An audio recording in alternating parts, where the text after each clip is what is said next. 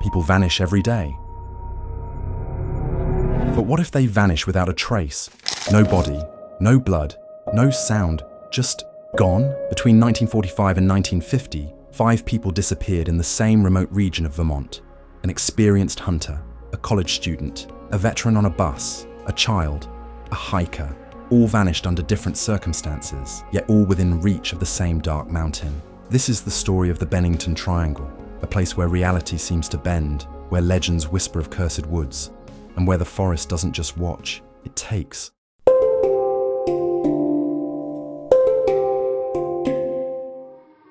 It all started with a feeling. Something wasn't right about Glastonbury Mountain.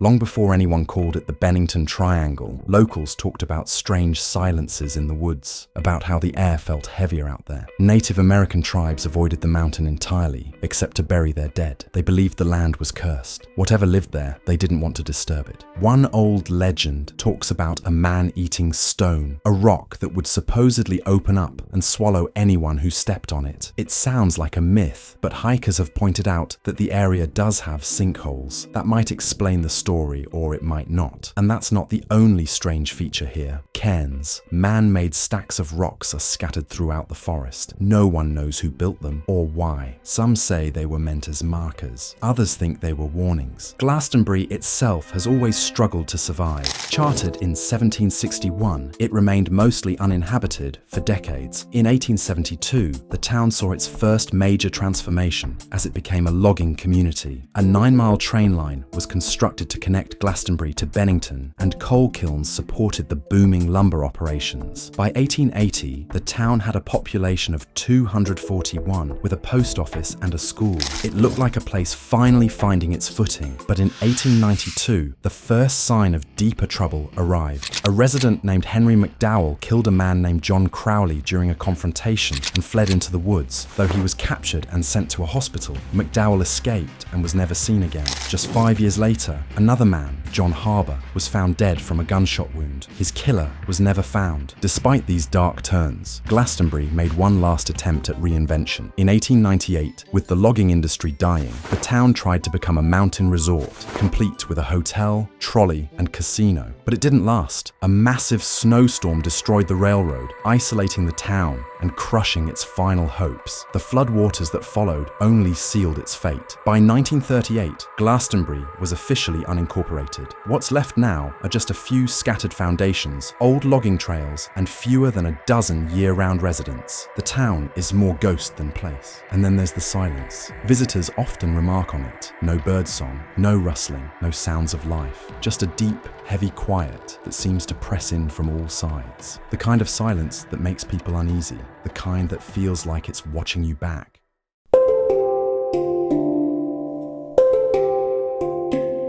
On November 12, 1945, the Bennington Triangle claimed its first known victim, 74-year-old Middy Rivers. Middy was not an ordinary outdoorsman. He was a seasoned hunter and guide, intimately familiar with every trail, hollow, and clearing of the vast forest. That day, he led a hunting party near an ominously named place, Hell Hollow. At around 4 p.m., Middy separated briefly from the group, confidently heading down a familiar path back toward camp. But minutes became hours, and as twilight faded to darkness, concern began to seep into the minds of his companions. Rivers had simply vanished. Despite immediate and thorough searches, hundreds of volunteers combing through the dense, tangled woods, the forest refused to surrender Middy. The only traces left behind were a spent rifle cartridge matching his own, found on the forest floor, and later, a solitary handkerchief discovered by chance in the spring following his disappearance. No animal attack, no accident, no logical explanation was ever found. Middy Rivers had stepped into the shadows of Glastonbury, leaving behind only a mystery. What people didn't know back then was that he was only the first. On December 1st, 1946, just 1 year after Middy Rivers mysteriously vanished, the Bennington Triangle claimed another victim. victim, Paula Jean Weldon, an 18-year-old sophomore at Bennington College. After finishing her shift at the college dining hall, Paula returned to her dorm room, changed into her hiking clothes, and decided to explore part of Vermont's famous Long Trail. She was dressed casually, wearing jeans, lightweight sneakers, and a bright red jacket, unsuitable attire for the anticipated cold temperatures that would set in as night fell. Paula didn't take any extra clothing or gear, suggesting she didn't plan to be gone long. She left campus and hitched a ride from a local contractor, Louis Knapp, who dropped her off near Furnace Bridge, close to Route 9. From there, Paula either walked or caught another ride the remaining distance to the Long Trail at Woodford Hollow. Once on the trail, Paula encountered a group of hikers descending as she was heading upwards. She stopped briefly to ask them questions about the trail, perhaps confirming her route. She continued onward along Harbour Road, heading north as daylight quickly faded into twilight. Witnesses reported seeing her clearly, the vivid red of her jacket standing out sharply against the dimming woods. Darkness began to envelop the area as Paula approached the end of Harbour Road. It was here, near the Bowlesbrook Valley and just past the Faye Fuller camp, that confirmed sightings abruptly ceased, though many presumed she continued deeper into the increasingly dark and foreboding forest. No further evidence or sightings ever surfaced. By morning, her absence raised alarms. An intense search ensued, involving over 1,000 volunteers, aircraft support, and even the FBI. But the forest remained silent, revealing nothing. No footprints, no clues, not even the striking red jacket that had made her so visible. Paula Jean Weldon had simply vanished, swallowed by the Bennington Triangle, leaving a legacy of fear, mystery, and unanswered questions in her wake. Exactly 3 years to the day after Paula Weldon vanished, the Bennington Triangle took another victim under even stranger circumstances. On December 1st, 1949, 68-year-old James Tedford, a World War I veteran, was returning by bus from visiting relatives in St. Albans back to his residence at the Vermont Soldiers' Home in Bennington. His relatives had watched him board the bus, and at around 6:15 p.m., Tedford was positively identified in Burlington, where he spoke briefly with an acquaintance before transferring onto the Bennington-bound bus. From this point forward, accounts grow increasingly unsettling. The bus driver later recalled seeing a man resembling Tedford possibly stepping off the bus in Brandon, a village about 70 miles from Bennington. That same evening, Brandon police investigated reports of a man matching Tedford's description, acting queerly downtown, but no concrete evidence ever confirmed his presence there. Strangest of all, when the bus finally pulled into Bennington, James Tedford was nowhere to be found,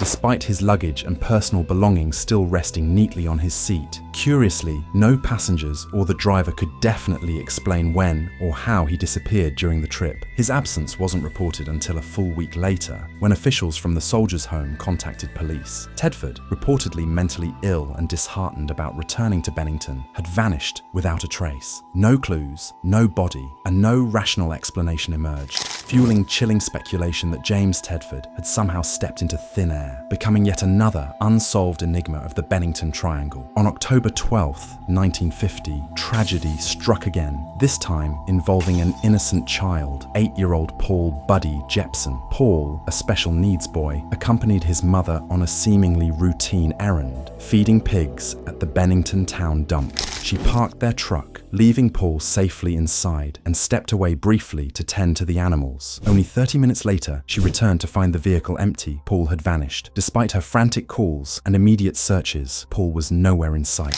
Authorities quickly launched an intensive search, scouring the dump and nearby woods, guided initially by bloodhounds. The dogs tracked Paul's scent along a nearby road, but surprisingly, stopped abruptly at an intersection. It was as though Paul had been suddenly lifted off the ground. His father offered a grim theory. Perhaps Paul had been accidentally struck by a passing car and hurriedly removed from the scene. Alternatively, he suggested that Paul's brown and tan clothing could have camouflaged him within the autumn leaves, hiding him from rescuers' sight. Yet another chilling detail echoed the disappearance of Paula Weldon. Paul had been wearing a bright red jacket, a garment that should have been easily visible against the forest's muted colors. Local superstition whispered warnings. Wearing red in these woods brought bad luck. For both Paula and little Paul, this ominous folklore seemed tragically prophetic. Despite exhaustive efforts, Paul Jepson, like those before him, disappeared completely, leaving no clues, no body, and deepening the sinister legend surrounding the Bennington Triangle. Just 16 days after young Paul Jepson disappeared, the Bennington Triangle struck again, this time claiming 53-year-old Frida Langer. An experienced hiker and hunter, Frida had ventured into the Somerset woods on October 28, 1950, accompanied by her husband Max and cousin Herbert Elsner. They intended a peaceful family getaway at their cabin near Somerset Reservoir. Early in the afternoon, Frida and Herbert embarked on a casual hike. Less than a quarter mile into their walk, Frida slipped and fell into a shallow stream, soaking her clothes. Laughing off the minor accident, she told Herbert she'd head back to their cabin for a quick change and would return soon. Herbert waited patiently by the stream, watching as Frida retraced her steps toward the cabin. But Frida never arrived. When Herbert finally returned, alarmed that she hadn't come back, Max confirmed his fears. Frida had vanished somewhere between the stream and their cabin, a disturbingly short distance away. An exhaustive search quickly unfolded, involving aircraft, helicopters, and hundreds of volunteers meticulously scouring every inch of surrounding forest. Yet, the wilderness offered no answers, at least not immediately. 7 months later, on May 12,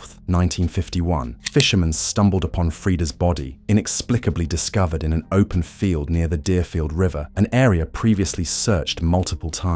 Her remains were so severely decomposed that no cause of death could be determined. Investigators speculated she might have fallen into a hidden pond, drowned, and later been washed downstream by spring flooding, but concrete evidence remained elusive. Frida's case remains especially unsettling, not only because she disappeared mere feet from safety, but because she's the only victim of the Bennington Triangle whose body ever surfaced, adding another layer of mystery to the eerie legend of Glastonbury Mountain. And then finally, in November 1950, 16-year-old Martha Jeanette Jones was reported missing after hitchhiking to seminary school in Manchester, Vermont. For an entire month, her absence went unnoticed. The school believed she had returned home to her family, while her parents assumed she was still attending classes. By the time authorities were contacted, Martha had already been missing for weeks. She was last seen somewhere along the route that passed near the same region where others had vanished. Despite the delayed response, searches were eventually launched, but like those before her, Martha left behind no trace. No witnesses, no belongings, no sightings. Her case received far less attention than the others, and yet it shares the same eerie hallmarks: a familiar area, a vulnerable moment, and an outcome that defies explanation.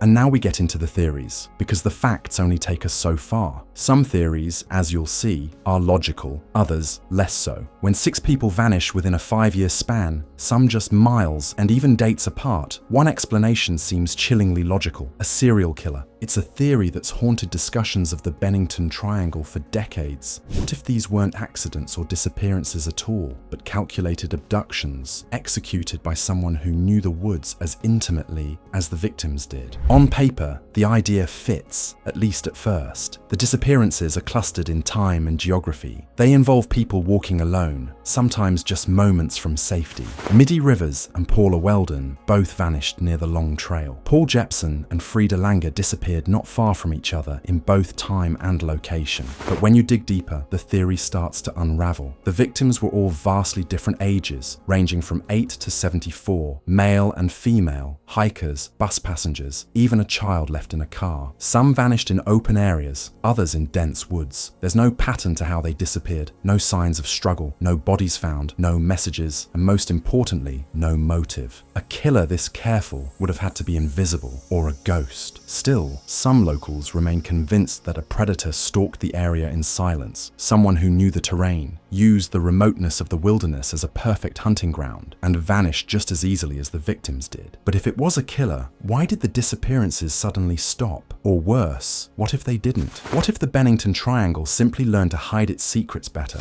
Some believe there's no mystery at all, that the answer lies in the claws and teeth of Vermont's wilderness. Bears, mountain lions, coyotes, predators capable of dragging off prey quickly, quietly, and completely. It's a theory that makes sense on the surface. The region surrounding Glastonbury Mountain is rugged and remote. Wild animals do roam those woods, and a sudden encounter could easily turn deadly, especially for a child like Paul Jepson or someone injured like Frida Langer. But then come the inconsistencies. Frida was only a short walk from camp. Paula Weldon was wearing a bright red jacket. If a predator had attacked, surely someone would have seen or heard something, especially on a populated trail. And Middy Rivers, a seasoned outdoorsman, if he'd been ambushed by wildlife, wouldn't there have been signs?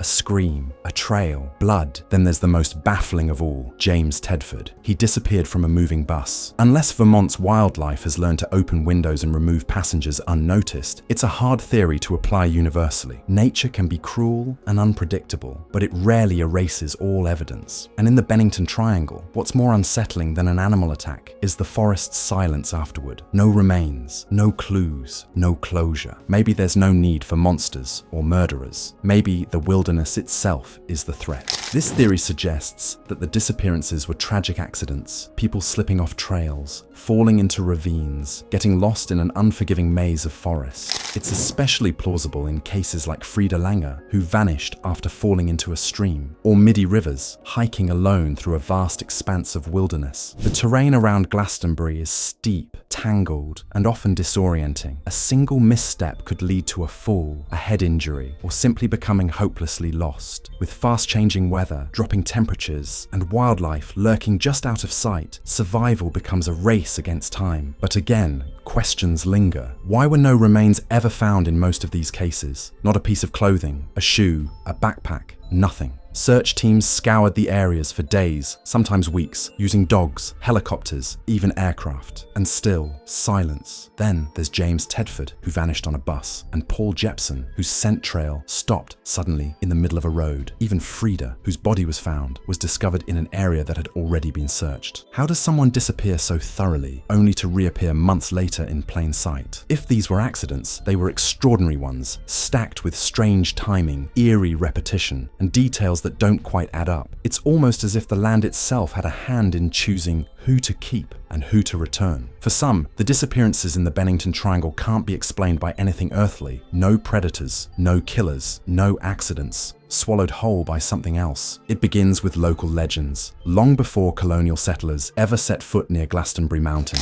Native American tribes spoke of the land with caution and reverence. They avoided the area, calling it cursed. They believed the woods were haunted by angry spirits, and that the mountain was unfit for human habitation. It was only used to bury the dead. The forest, they said, took people. But the mystery didn't stop with folklore. Over time, modern theories emerged, paranormal in nature, but strangely persistent. Some suggest the Bennington Triangle is a window area, a spot where the veil between dimensions thins. Places like this, remote, quiet, and historically charged, are rumored to experience time slips, sudden disorientations, or even spontaneous teleportation. That might explain how Paula Weldon vanished in seconds, or how James Tedford disappeared from a moving bus, leaving only his luggage behind. Others point to electromagnetic anomalies. Compasses fail in some parts of the forest. Radio signals distort. People report sensations of being watched, of overwhelming dread, and in rare cases, even lost time. Could there be something environmental here? Some unseen force field warping reality, or pulling people into something they can't escape? And then there are the UFO theories.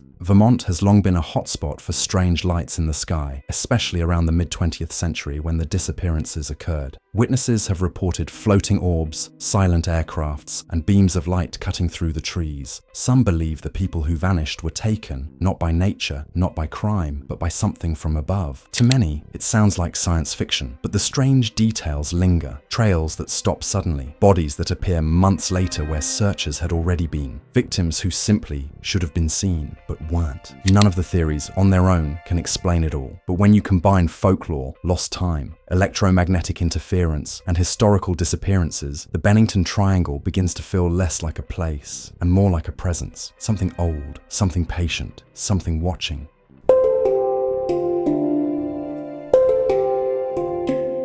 Okay, so I'll be honest, when it comes to the Bennington Triangle, I don't have one single theory that explains everything, and maybe that's part of what makes it so unsettling. For some of the disappearances, I think the most likely explanation is tragic misadventure. Paula Weldon and Frida Langer were both women hiking alone in rugged remote areas. It's entirely possible they got lost or slipped into a hidden ravine or sinkhole, places where you could disappear completely, especially in dense wilderness. That doesn't explain the lack of signs or a scream, but sure, let's say it's a misadventure. And as for James Tedford, the man who vanished from the bus, I lean towards something more grounded. He was reportedly mentally unwell and was returning to a place he wasn't happy to be. If he was feeling dread or anxiety, it's possible he quietly got off at an earlier stop, disoriented, maybe confused, and simply wandered off. It's tragic, but it doesn't have to be supernatural to be terrifying. But then there are the ones I can't explain. Midi Rivers, an experienced outdoorsman, should have known those woods better than anyone. Paul Jepson was just a child who vanished in broad daylight, and Martha Jeanette Jones disappeared along a public road without anyone noticing for weeks. Those cases, I have no idea, and maybe that's what makes them linger the most. Not every mystery has to be solved to be real. Some of them just sit with you, heavy and unfinished. And so we've come to the end. The Bennington Triangle remains one of America's most haunting mysteries, a stretch of land where people walk into the woods and never return, a region shaped by eerie silence, tragic disappearances, and theories that only seem to deepen the uncertainty.